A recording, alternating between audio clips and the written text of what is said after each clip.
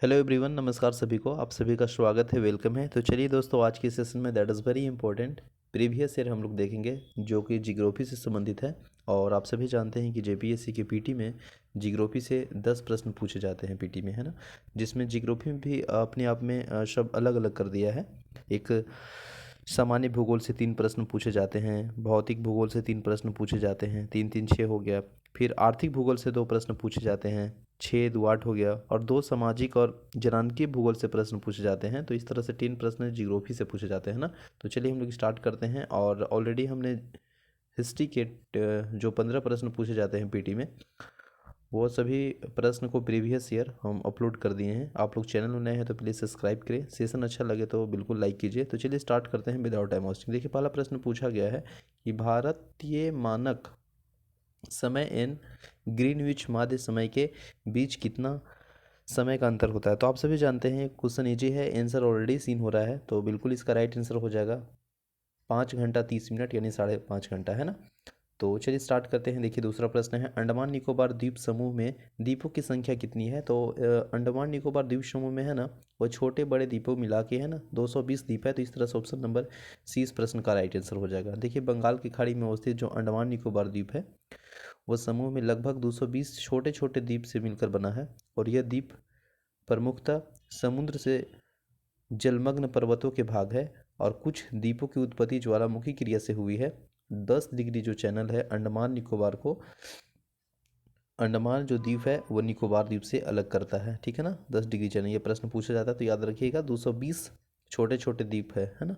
Next है प्रश्न number 3। 3 में देखिए पूछ रहा है कि निम्नलिखित में से भारत के किस भाग में सामान्यतः परवाल द्वीप पाए जाते हैं, ठीक है। तो जो देखिएगा ना, भारत के लक्षद्वीप के निकट जो सामान्यतः परवाल द्वीप है, वो लक्षद्वीप के निकट है, जो कि ऑप्शन नंबर 20 प्रश्न का राइट आंसर हो जाएगा। और ये प्रश्न जेपीएससी 2021 में पूछा हुआ है ना। तो चलिए स्टार्ट करते हैं। नेक्स्ट है, इसका देख लेते हैं एक्सप्लेनेशन, है ना।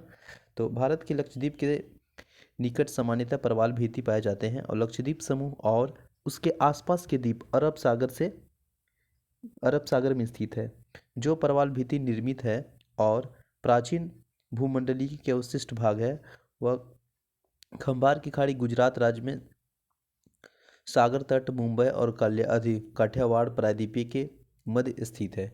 इस खाड़ी में साबरमती, माही, नर्मदा, ताप्ती नदियाँ का विलय होता है। और रामेश्वर, है ना, रामेश्वरम द्वीप के निकट, है ना, पंबन द्वीप है, जो कि मन्नार की खाड़ी में स्थित है। और सुंदरवन के निकट निर्मित द्वीप डेल्टा है, ठीक है। तो इस प्रश्न का राइट आंसर हो जाएगा, भारत के किस भाग में सामान्यतः परवाल द्वीप यानी एटोल्स पाए जाते हैं। तो वह लक्षद्वीप के निकट, ऑप्शन नंबर बी, है ना। बिल्कुल आंसर इसमें ऑलरेडी सीन है ना।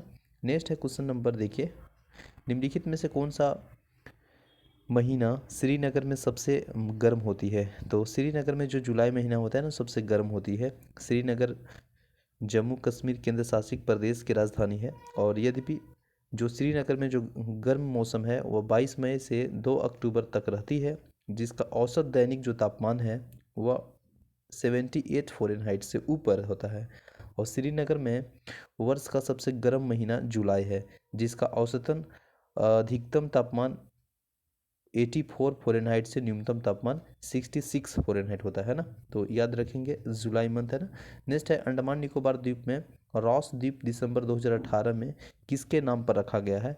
तो वह सुभाष चंद्र बोस के नाम पर रखा गया है।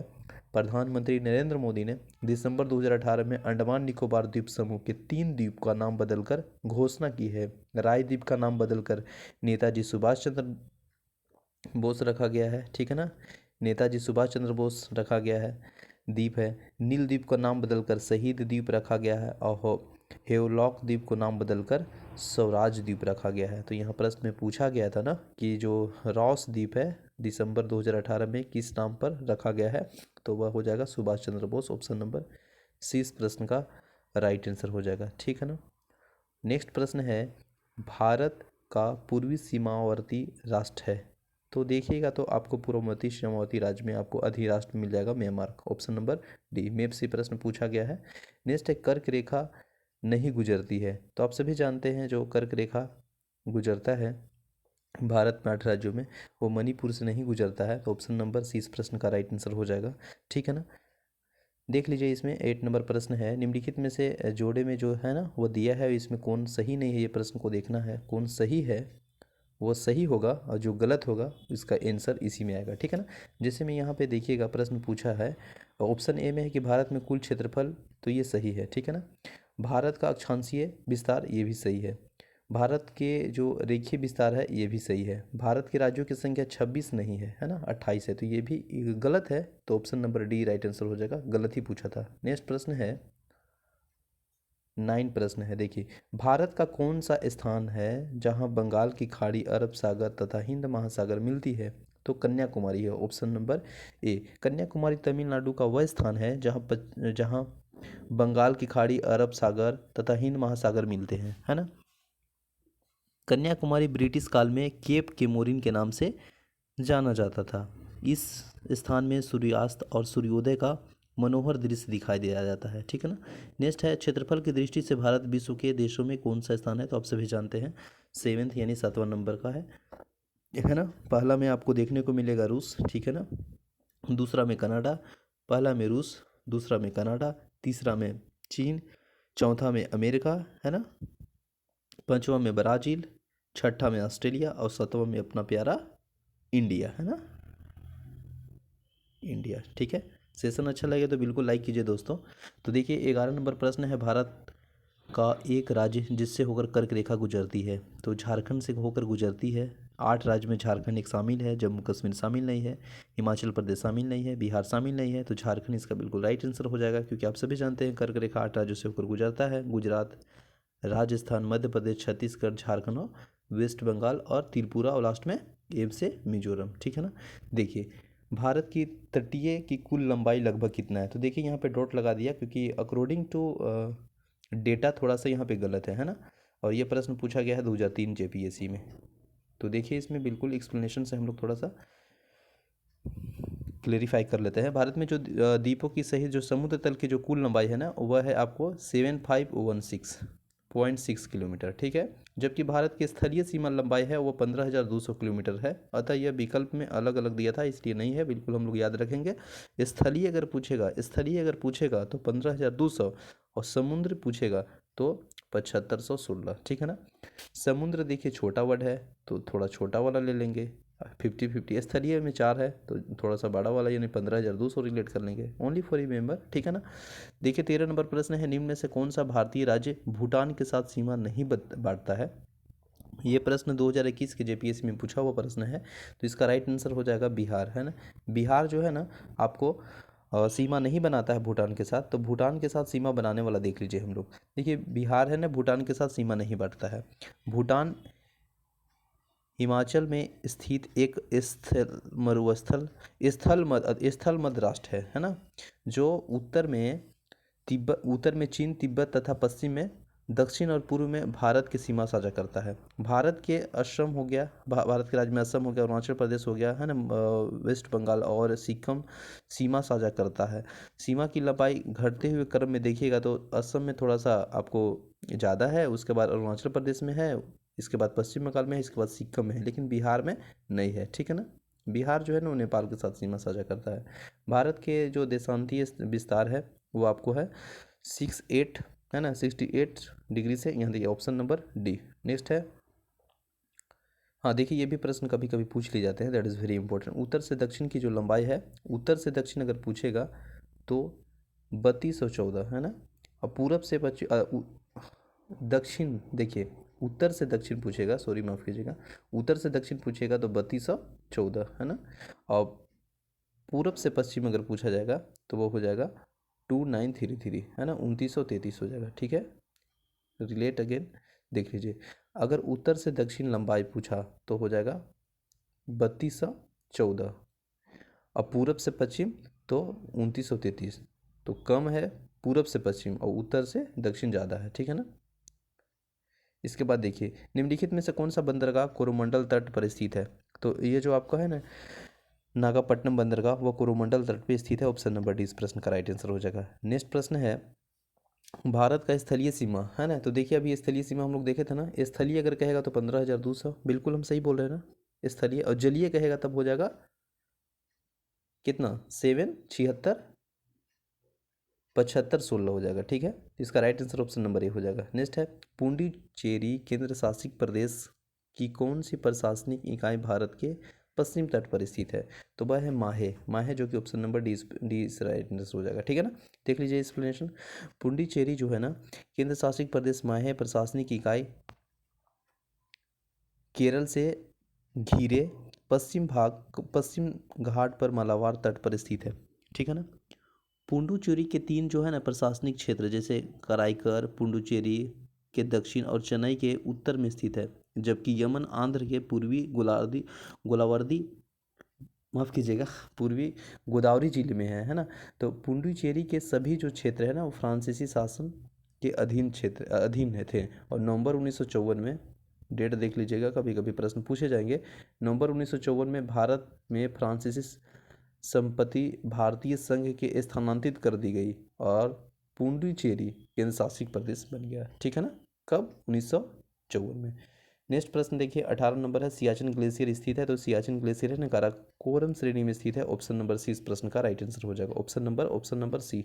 नेक्स्ट है, नेक्स्ट क्वेश्चन नंबर 19 है, निम्नलिखित में से कौन सा युग में सुमेलित नहीं है, तो इसमें सुमेलित नहीं वो देखना है। तो शिव किला जो है ना वो आपको शिव किला बड़ा लचा हिमाचल प्रदेश में है, तो ये बिल्कुल सही है। लिपू लेक अरुणाचल प्रदेश में नहीं है, यही गलत है। बाकी नाथुला सिक्किम में है जो जिला जम्मू कश्मीर में है, शिव किला हिमाचल प्रदेश में है। लिपू लेक अरुणाचल प्रदेश में नहीं है, लिपू लेक उत्तराखंड में है। ठीक है ना, तो देख लीजिए यहाँ पे जो शिव किला है शिव किला हिमाचल प्रदेश, बड़ा लचा भी हिमाचल प्रदेश हो जाता है। ठीक है ना, नाथुला सिक्किम में, जो जिला जो लद्दाख में है, बोमडिल्ला है अरुणाचल प्रदेश में, यांगसी दर्रा अरुणाचल प्रदेश में है। देख लीजिए यहाँ प्रश्न पूछ रहा है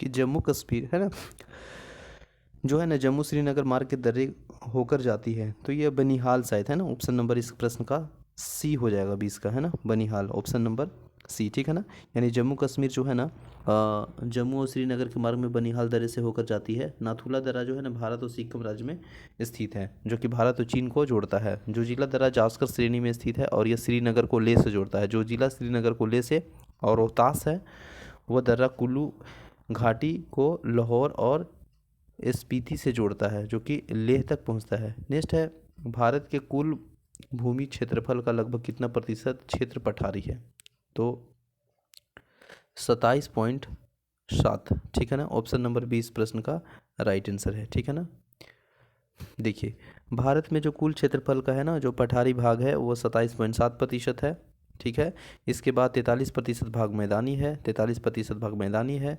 इसके बाद 10.7% क्षेत्र पर पर्वत है और 18.6% पर पहाड़ है, यानी पहाड़ी है। ठीक है ना, तो एक बार हम लोग देख लेते हैं, रिलेट कर लेते हैं, याद कर लेते हैं कि 27 पॉइंट कहेगा तो आपको याद रखना होगा पठारी, 43% है मैदान और 10.7% है पर्वत और 18.6 है पहाड़ी। ठीक है ना, नेक्स्ट है ग्रेट हिमालय की ऊंचाई क्या है, तो ग्रेट हिमालय की ऊंचाई है 8850। ठीक है, ऑप्शन नंबर ए इस प्रश्न का राइट आंसर हो जाएगा। अकॉर्डिंग टू ऑप्शन देखिएगा तो अब है ना जो कि आपको देखने को मिलेगा, एक बार इसको देख लेते हैं। यहाँ पे देखिए इसका जो औसत ऊंचाई है वह यहाँ से हम लोग उठा लेते हैं, इस एक्सप्लेनेशन कर लेते हैं। महान हिमालय या हिमाद्री हिमालय के सबसे जो उन्नत और छिनछिन जो सुंदर है ना उत्तर श्रेणी, इसका जो अभ्यंतर आर्कियन शैलों से बना है, जिसके पार्श्व में केंतर और अवसादी शिलाएं पाई जाती है। हिमालय के अधिकांश हिमावृत शिखर और कटक इसी श्रेणी में स्थित है और इसका जो औसत ऊंचाई है वो 6000 मीटर है, परंतु कई शिखरों में ऊंचाई 8000 से भी अधिक पाई जाती है। इस श्रेणी में माउंट एवरेस्ट जो कि 8848 मीटर है और कंचनजंगा 8598 मीटर है और मकालू 8481 मीटर की पर्वत शिखर में पाई जाती है। तो इससे इस प्रश्न का राइट आंसर ए हो जाएगा। नंदा देवी आप सभी जानते हैं कहाँ पे है, उत्तराखंड में है, जो कि नंदा देवी उत्तराखंड राज्य में स्थित है। और यह जो भारत की जो प्रमुख है चोटी जिसकी ऊंचाई 8126 मीटर है, नंदा देवी राष्ट्रीय पार्क की स्थापना जो है वो 1982 ईस्वी में हुआ है और वर्तमान में उत्तराखंड राज्य स्थित है, उत्तराखंड में स्थित है। नेक्स्ट है, हिमालय की श्रेणी कौन सा प्राचीनतम है? तो जो विंध्य हिमालय है वह प्राचीनतम है, ऑप्शन नंबर ए। ठीक है। हिमालय की रचना समांतर वलय श्रेणियों में हुई है, जिसमें से प्राचीनतम श्रेणी है तो वह बृहद हिमालय है, ऑप्शन नंबर सी। नेक्स्ट प्रश्न है, अधोलिखित ऊंचावत आकृतियों को ध्यान से देखिए और इसको अरेंज करना है ऊंचावत आकृति से दक्षिण से उत्तर की ओर, ठीक है ना। तो इस तरह से इसको अरेंज करना है। तो देखिएगा, काराकोरम है ना, इसके बाद आ जाएगा आपका लद्दाख, इसके बाद आ जाएगा आपका धौलावीरा, ठीक है, इसके बाद आ जाएगा जास्कर। तो ऑप्शन नंबर जो डी है, ऑप्शन नंबर सॉरी माफ़ कीजिएगा, एक मिनट, इसको है ना आपको उत्तर से, उत्तर की ओर से बढ़ते हुए, दक्षिण से उत्तर की ओर बढ़ते हुए, तो दक्षिण से और उत्तर की ओर बढ़ते हुए करना है। तो आपको जो हो जाएगा शुरू, वह हो जाएगा आपको धौलाधर, इसके बाद आ जाएगा धौलाधर के बाद फिर जास्कर, जास्कर के बाद आ जाएगा लद्दाख और लद्दाख के बाद काराकोरम। ऑप्शन नंबर ए इस प्रश्न का राइट आंसर है, ठीक है ना। देखिए यहाँ पे अरेंज है। इसके बाद देखिए प्रश्न नंबर 27 है, निम्नलिखित में से ऊंचावच आकृति पर ध्यान दीजिए। ऊंचावच आकृति पे ध्यान देना है। महादेवी पर्वत है, मैकाल है, छोटा नागपुर है और खांसी की पहाड़ियाँ है। तो इसका राइट आंसर हो जाएगा, ऊंचावच की दृष्टि से जो है ना पश्चिम से पूरब, पश्चिम से पूरब हमको सजाना है, ठीक है। तो देखिए पश्चिम से पूरब अगर सजाइएगा, पश्चिम से पूरब,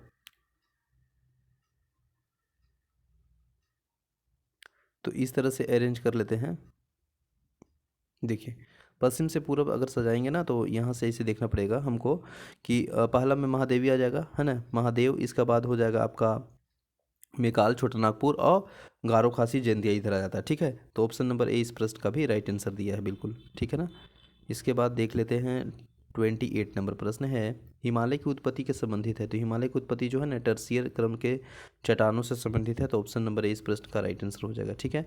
अरावली पहाड़ी की सर्वोच्च चोटी है। तो अरावली पहाड़ी की जो सर्वोच्च चोटी है ना वह गुरु शिखर है, ऑप्शन नंबर ए, ठीक है।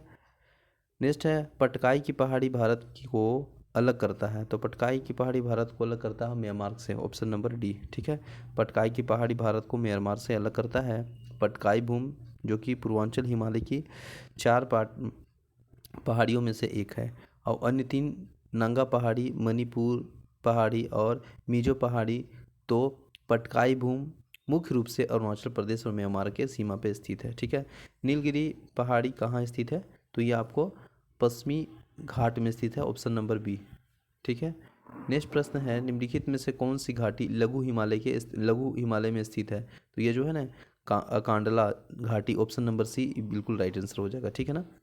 नेक्स्ट है, कैलाश पर्वत निम्नलिखित में से किस क्षेत्र में अवस्थित है? तो कैलाश पर्वत जो है ना तिब्बत में है, तिब्बत में, ठीक है ना। नेक्स्ट है, अंडमान और निकोबार द्वीप इस पर्वत श्रृंखला में डूबे हुए हिस्से हैं। तो वह है Arakan Yoma, option number B, ठीक है। देखिए अंडमान और निकोबार द्वीप समूह में मुख्य भूमि वर्मा और अराकान योमा श्रृंखला से संबंधित एक जलमग्न पर्वत श्रृंखला को उभरती हुई चोटियां मानी जाती है, ठीक है ना। नेक्स्ट प्रश्न है, भारत की किस राज्य में मैकाल पर्वत स्थित है? तो आप सभी जानते हैं छत्तीसगढ़ में है, छत्तीसगढ़ में है, ऑप्शन नंबर बी, ठीक है ना। इसके बाद देखिए प्रश्न है, निम्नलिखित में से किस युग में बुंदेलखंड विस्तृत फैला हुआ है? तो बुंदेलखंड जो है ना आपको मध्य प्रदेश के साथ साथ यूपी, है ना, यूपी में है, ऑप्शन नंबर 20 प्रश्न का राइट आंसर हो जाएगा, ठीक है। नेक्स्ट है, भारत का लगभग कितना प्रतिशत क्षेत्रफल मैदानी के अंतर्गत आता है? तो अभी देखे थे ना मैदानी में लगभग 43%, ऑप्शन नंबर इस प्रश्न का राइट आंसर हो जाएगा। और यदि इसमें देखिए तो भारत के कुल भूमि का क्षेत्रफल 43% क्षेत्र मैदान है, जबकि 29% पर्वत है और 27.7% भूभाग पर पठारी है यानी पहाड़ है, ठीक है ना। इसके बाद देखिए अफवाह तंत्र प्रमुख घाटी से संबंधित प्रश्न पूछे गए हैं। इसमें 38 नंबर प्रश्न है कि किस शुष्क प्रदेश में बृहद सारे जलोढ़ शंकुओं को सम्मिलित होने से बना निक्षेपण लक्षण कहलाता है? तो वह बासोन है, ठीक है ना, ऑप्शन नंबर बी। नेक्स्ट है, निम्नलिखित में से कौन सी नदी सेंचुरी नहीं बनाती है? तो महानदी जो है ना वो सेंचुरी नहीं बनाती है, तो ऑप्शन नंबर डी इस प्रश्न का राइट आंसर हो जाएगा। ठीक है ना। यह नदी छत्तीसगढ़ के रायपुर जिले से अमरकंटक के दक्षिण में सिहावा के निकट निकलती है और उड़ीसा में एक बड़ा डेल्टा बनाती हुई बंगाल की खाड़ी में गिरती है। और महानदी के अपवाह क्षेत्र 1.42 लाख वर्ग किलोमीटर है। हीराकुंड है ना, टिकपारा बांध इसी नदी पे स्थित है। इसके बाद देखिएगा 40 नंबर प्रश्न है कि निम्नलिखित में से भारत का कौन सी नदी पश्चिम की तरफ बहती है? तो वह है Narmada, option number C. Next है 41 है, निम्नलिखित में से कौन सा विशेष लक्षण नर्मदा नदी के लिए उपयुक्त है? तो यह है आपको संरचनात्मक पुल, ऑप्शन नंबर बी इस प्रश्न का राइट आंसर हो जाएगा। ठीक है ना। चौयस मौसम नदियाँ मुख्यतः पाई जाती है, तो यह पंजाब हरियाणा मैदान में पाई जाती है, जो कि ऑप्शन नंबर 20 प्रश्न का राइट आंसर हो जाएगा। नर्मदा नदी का वो जो उद्गमन है ना वो अमरकंटक के पहाड़ी से है, ऑप्शन नंबर सी। ठीक है, देख लेते हैं फटफट सभी प्रश्न को। इसके बाद देखिए निम्नलिखित में से कौन सा जोड़ा राज्य और नदी से संबंधित है? तो इसको सही जोड़ा है ना, पूछ रहा है ना कि कौन सा जोड़ा सही है? तो इंद्रावती झारखंड ये गलत है ना, झारखंड में नहीं है ना। भीमा तमिलनाडु, लूनी महाराष्ट्र और घाटप्रधा केरल। तो लूनी जो है ना महाराष्ट्र, ये सही है। ठीक है ना। लूनी नदी राजस्थान के अरावली पर्वत श्रृंखला से निकलती है, जबकि इंद्रावली नदी छत्तीसगढ़ और भीमा नदी कृष्ण की प्रमुख सहायक नदी है, जो कि महाराष्ट्र और कर्नाटक में बहती है। घाटप्रधा नदी महाराष्ट्र और कर्नाटक में बहती है, तो ऑप्शन नंबर सी इस प्रश्न का राइट आंसर हो जाएगा। देखिए यहाँ पे भी नदी है और उसकी सहायक नदी मिलान करना है। तो कृष्ण की जो सहायक नदी है इसमें जो यमुना की सहायक नदी जो है ना आपको, वो कौन है? तो यमुना की सहायक नदी है चंबल। तो इस तरह से एक का देखिए डी यहाँ पे एक ही दिया है ना, डी का दो दिया है, तो इस तरह से छाट सकते थे। तो यमुना का जो है आपको कृष्णा का जो सहायक नदी है वह है भीमा, तो एक का चार है।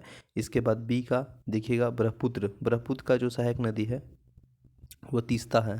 तो इस तरह से option number A right answer हो जाएगा। ठीक है, देख लीजिए कृष्ण का भीमा है, ब्रह्मपुत्र का तीस्ता है, गोदावरी का इंद्रावती है और यमुना का चंबल है। निम्नलिखित स्थानों में से किस पर ब्रह्मपुत्र नदी भारत में प्रवेश के समय यू टर्न लेती है? तो वह है ना चंबल नमचा बर्मा। ठीक है, नमचा बर्मा राइट आंसर हो जाएगा। ठीक है, ब्रह्मपुत्र नदी मानसरोवर जो तिब्बत के निकट आक्सी ग्लेशियर से निकलती है और यह नदी जो है ना तिब्बत, चीन और भारत बांग्लादेश में विस्तृत है। नामचा बर्मा पर्वत के पूर्वी किनारे के सहारे यह एक तीखा मोड़ लेते हुए दक्षिण पश्चिम दिशा में मुड़ जाती है और 5,500 मीटर गहरा कैनियन बनाती हुई अरुणाचल प्रदेश में प्रवेश करती है। ठीक है, देख लीजिए नेक्स्ट प्रश्न यहाँ है कि ब्रह्मपुत्र नदी तिब्बत में किस नाम से जाना जाता है? तो आप सभी जानते हैं सांपो के नाम से जाना जाता है, ऑप्शन नंबर डी। नेक्स्ट प्रश्न है कौन सी नदी बंगाल का दुखद या शोक कहते हैं? तो दामोदर को कहते हैं ना, दामोदर नदी को कहते हैं, जो कि झारखंड की सबसे बड़ी नदी कौन है? दामोदर नहीं नदी है।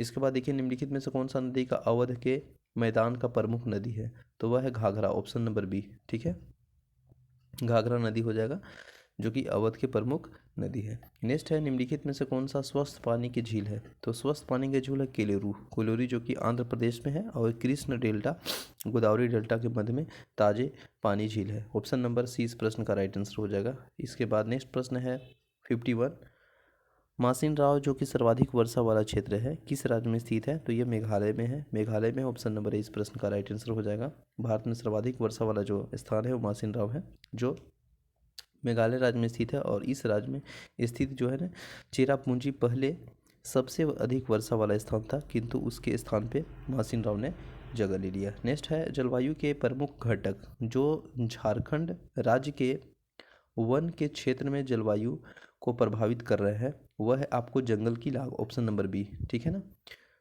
भारत में निम्न में से किस तटीय प्रदेश के उत्तर पूर्वी मानसून से वर्षा होती है? तो वह कोरोमंडल तट, ऑप्शन नंबर 20 प्रश्न का राइट आंसर हो जाएगा। भारत में कोरोमंडल तटीय प्रदेश में उत्तर पूर्वी मानसून से वर्षा होती है और यह प्रश्न 2021 में पूछा हुआ है ना।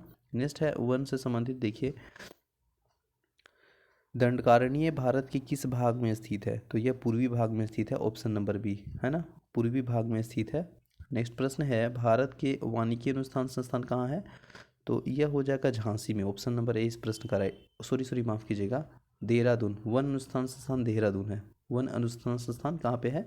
देहरादून में है। ऑप्शन नंबर बी इस प्रश्न का राइट आंसर हो जाएगा। ठीक है ना। नेक्स्ट है, भारत में उचित पारिस्थितिक संतुलन बनाए रखने के लिए कितनी भूमि होनी की चाहिए? तो आप सभी जानते हैं 33% होना चाहिए संतुलन बनाए रखने के लिए, है ना। और ये जो नीति आया था वो भारत की राष्ट्रीय वन नीति 1998 में देश के 33% भौगोलिक क्षेत्र में वन एंड वृक्ष अवांछित क्षेत्र के अंतर्गत रखना के लिए लक्ष्य परिकल्पना की गई है। और भारत वन सर्वेक्षण 17वीं द्विवार्षिक भारत वन रिपोर्ट जो कि 2021 के अनुसार भारत का कुल भौगोलिक क्षेत्रफल का 25% क्षेत्र अवांछित है। नेक्स्ट है प्रश्न नंबर 57। निम्नलिखित में से भारत के राज्यों में से कौन सा राज्य सर्वाधिक वनाक्षित है? तो वह मिजोरम है, मिजोरम है, मिजोरम। ऑप्शन नंबर ए इस प्रश्न का राइट आंसर हो जाएगा। ठीक है ना। मिजोरम के बाद अरुणाचल प्रदेश के बाद आपका मेघालय आ जाता है। ठीक है ना। मिजोरम लगभग 85%, अरुणाचल प्रदेश लगभग 80% और मेघालय 76%।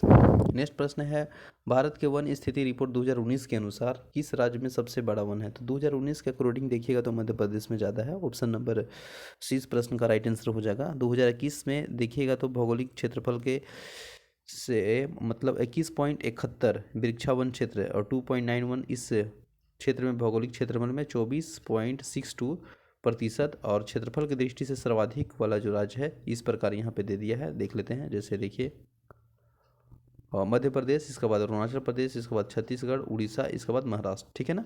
देख लीजिए। नेक्स्ट प्रश्न है 59। ज्वारीय वन पाए जाते हैं। तो ज्वारीय वन जो पाए जाते हैं ना वह गंगा के डेल्टा में पाए जाते हैं। ऑप्शन नंबर सी इस प्रश्न राइट आंसर हो जाएगा। ठीक है। नेक्स्ट है, भारत में अपलावनी वन है ना कहाँ पाए जाते हैं? तो वह सुंदरवन में पाए जाते हैं। ऑप्शन नंबर सी इस प्रश्न का राइट आंसर हो जाएगा। नेक्स्ट है, प्राकृतिक आपदा से संबंधित प्रश्न देखिए, जो कि लैंडसेट आंकड़ा आज मिलता है उसके पश्चिम में स्थित क्षेत्र का आंकड़ा कब उपलब्ध होगा? तो वह उसी समय जो कि स्थानीय समय के अनुसार कुछ दिनों बाद। ऑप्शन नंबर सी इस प्रश्न का राइट आंसर है। नेक्स्ट प्रश्न है, national centre for disaster management है ना NCDM कहाँ स्थित है? तो वह नई दिल्ली में स्थित है। ऑप्शन नंबर 20 प्रश्न का राइट आंसर होता है। ये कभी कभी प्रश्न पूछ लिया जाता है कि राष्ट्रीय आपदा प्रबंधन संस्थान जो कि 1995 में राष्ट्रीय आपदा प्रबंधन केंद्र नाम से गठित किया गया था और राष्ट्रीय आपदा प्रबंधन जो कि स्थापना 2006 में हुआ है। ठीक है ना। हालांकि आपदा अधिनियम 2005 के तहत की गई थी। तो एक्ट 5 स्थापना 6 प्रधानमंत्री जो है ना अध्यक्ष होते हैं और 9 इनका अन्य सदस्य होते हैं और इनमें से एक जो होते हैं वो उपाध्यक्ष होते हैं। ठीक है ना। नेक्स्ट है, निम्न में से कौन सा आपदा के बाद का उपाय है? तो आपदा के बाद का जो उपाय है ना वो पुनर्निर्माण है। ऑप्शन नंबर ए इस प्रश्न का राइट आंसर हो जाएगा, है ना। पुनर्निर्माण है। ठीक है। नेक्स्ट प्रश्न है, राष्ट्रीय आपदा प्रबंधन प्राधिकरण का गठन कब हुआ? तो गठन कब हुआ? तो देखिए सन 2005 ईस्वी में भारतीय राष्ट्रीय आपदा प्रबंधन अधिनियम लागू किया गया था, जिसमें प्रधानमंत्री अध्यक्षता के राष्ट्रीय आपदा प्रबंधन प्राधिकरण के और राज्यों के लिए मुख्यमंत्रियों और अध्यक्षताओं के राज्य आपदा प्रबंधन विनिर्माण की परिकल्पना की गई ताकि भारत में आपदा प्रबंधन के लिए समग्र और एकीकृत कार्य विधि लागू की जाए। भारत प्रधानमंत्री की अध्यक्षता में NDM भारत के में आपदा प्रबंधन का शीर्ष निकाय है। तो इसका right answer option number C दिया है। हालांकि गठन अगर का है तो यहाँ पे तो हम लोग देखें ना, अच्छा राष्ट्रीय है ना, बिल्कुल सी इसका राइट आंसर हो जाएगा। नेक्स्ट है, चट्टान और सेल से संबंधित प्रश्न पूछे गए हैं। भारत में मृदा अपरदन की समस्या का संबंधित प्रश्न है। तो इसमें देखिएगा तो कौन इसमें अपक्षय से समस्या से संबंधित है? तो वह है आपका अतिशय वर्षा और साथ ही साथ अतिचारण। Option number D. ठीक है। नेक्स्ट है, लेकुस्ट्रीन डिपॉजिट कश्मीर के जिसे केरवा कहा जाता है, ठीक है, जो मशहूर है। तो ये किस लिए मशहूर है? तो ये केसर की खेती के लिए फेमस है, केसर की खेती के लिए। ठीक है ना। कश्मीर का जिसे केरवा कहते हैं डिपॉजिट उसे केसर की खेती के लिए मतलब फेमस है, प्रसिद्ध है। ठीक है। विंध्य क्षेत्र में किस प्रकार की मिट्टी पाई जाती है? तो वो लाल मिट्टी पाई जाती है। Option number C. ठीक है। नेक्स्ट प्रश्न है, नवीन मृदा के अवसाद के जमाव होने क्यों कहते हैं? तो वह खादर कहते हैं, है ना, खादर कहते हैं। नवीन मृदा के जो अवसाद होते हैं वो जमाव को खादर कहते हैं। नवीन जो कि जलोढ़ मिट्टी जिसे खादर भी कहा जाता है, प्रत्येक साल बाद द्वारा लाई गई मिट्टी होती है। खादर मिट्टी बागर मिट्टी की अपेक्षिक अधिक उपजाऊ होती है, ठीक है ना। नेक्स्ट है, भारत में कौन सा मृदा प्रारूप लोहे का अतिरेक होने के कारण बंजर होता जा रहा है, तो वह होता है लेटराइट, ऑप्शन नंबर डी, ठीक है। नेक्स्ट है, भारत के निम्नलिखित में से कौन सा मृदा प्रारूप लोहे का अतिरेक होने के कारण अनुवर्णन होता जा रहा है, तो देखे थे अभी लेटराइट, बिल्कुल। पोर्टजोल क्या है, तो यह कोंधारी वन प्रदेश में पाया जाने वाला मिट्टी है, ऑप्शन नंबर ए इस प्रश्न का राइट आंसर है। नेक्स्ट है, भारतीय मैदान में पुरानी जलोढ़ मिट्टी जानी जाती है, तो भारतीय मैदान में जो पुरानी जलोढ़ मिट्टी जानी जाती है वह भाबर के नाम से जाना जाता है, ठीक है ना, ऑप्शन नंबर डी। देखिए, प्राचीन जलोढ़ को भांगर कहते हैं और जिसमें कंकड़ व कैल्शियम कार्बोनेट की होती है, ठीक है। निम्नलिखित और देख लिए, निम्न में से कौन सा कथन भारत की लेटराइट मृदा से संबंधित सत्य है, तो लेटराइट मृदा उच्च ताप व भारी वर्षा वाले क्षेत्र में विकसित है। दूसरा दिया है कि लेटराइट मृदा जैविक ह्यूमस समृद्धि होती है और वह पश्चिम बंगाल, असम और उड़ीसा में पाई जाती है, तो देखिए इसका राइट आंसर है सी, यानी बिल्कुल, जो कि आपका दोनों असत्य है, दोनों नहीं, असत्य नहीं है, एक सत्य है और दूसरा असत्य है, यानी ये सत्य है और ये असत्य है, ठीक है। देखिए, लेटराइट मृदा जो है ना उष्णकटिबंधीय प्रदेश में पाई जाती है, जहाँ का तापमान उच्च वर्षा के मात्रा की अधिक होती है और इस प्रकार के मिट्टी में कहवा, काजू, चावल, कपास, ठीक है ना, चाय, रबड़ आदि की जाती है। यह मिट्टी भारत के पूर्वी और पश्चिमी घाट में, पहाड़ों के समवर्ती क्षेत्र में, बिहार के राजमहल और पहाड़ी में, कर्नाटक, केरल, उड़ीसा, असम में कुछ भागों में पाई जाती है। अब देखिए, प्रश्न पूछा है सिंचाई इन नदी परियोजना से, निम्नलिखित में से कौन सा तट कृष्ण नदी डेल्टा के लेकर गंगा नदी डेल्टा तक विस्तृत है, तो वह है काकी नाड़ा तट, ऑप्शन नंबर ए, ठीक है। गांधी सागर डैम जो है ना वह निर्माण है आपका महानदी पर, गांधी सागर डैम कहाँ निर्माण है, महानदी पर, ऑप्शन नंबर बी, ठीक है। देख लीजिए, इसका राइट आंसर बिल्कुल बी है, गांधी सागर जो बांध है ना वो निर्माण है चंबल नदी पर।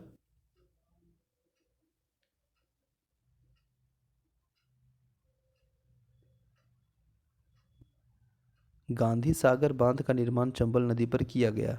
गांधी सागर बांध मध्य प्रदेश के मंदसौर जिले में स्थित है और गांधी सागर बांध का निर्माण का जो आधारशिला है 7 मार्च 1954 में प्रधानमंत्री पंडित जवाहरलाल नेहरू के द्वारा की गई थी, है ना। और गांधी सागर जो बांध है वह 115 मेगावाट विद्युत उत्पादन करता है, ठीक है।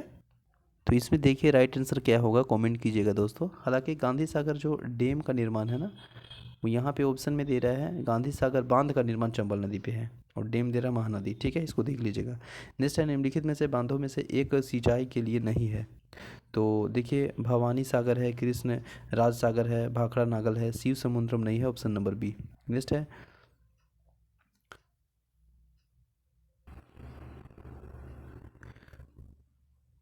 तुंगभद्रा बहुउद्देशीय परियोजना निम्नलिखित राज्यों में संयुक्त उद्योग है, तो ये जो है ना कर्नाटक के साथ साथ आंध्र प्रदेश में है, ऑप्शन नंबर इस प्रश्न का राइट डी हो जाएगा, ठीक है। तुंगभद्रा जो है ना वो आपको कर्नाटक और आंध्र प्रदेश राज्यों में संयुक्त है। दामोदर घाटी निगम की स्थापना आप सभी जानते हैं 1948 में हुआ है, ठीक है ना।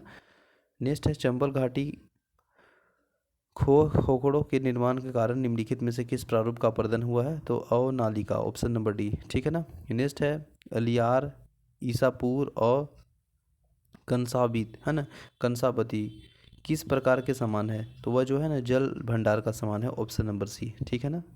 नेक्स्ट है आपका खनिज ऊर्जा संसाधन से प्रश्न पूछे गए हैं, निम्नलिखित में से कौन सा धातु खनिज नहीं है, तो हेमेटाइट, बॉक्साइट, लिमाटाइट, ये जो है ना आपको खनिज है, जिप्सम नहीं है, ऑप्शन नंबर सी इस प्रश्न का राइट आंसर हो जाएगा, ठीक है। नेक्स्ट देखिए, प्रश्न नंबर है 82, भारत के एलोल स्टील मिश्रण स्टील का सबसे बड़ा उत्पादक निम्नलिखित में से कौन सा है, तो वह है दुर्गापुर, ऑप्शन नंबर सी, है ना, ऑप्शन नंबर सी इस प्रश्न का राइट आंसर है। नेक्स्ट है, निम्नलिखित में से कौन सा लौह धातु का एक अयस्क है, तो हेमेटाइट है, हेमेटाइट, ऑप्शन नंबर सी। निम्नलिखित में से किस परमाणु ऊर्जा संयंत्र की स्थापना की क्षमता सर्वाधिक है? तो यह 2021 में पूछा हुआ था, तारापुर, जो कि ऑप्शन नंबर सी है।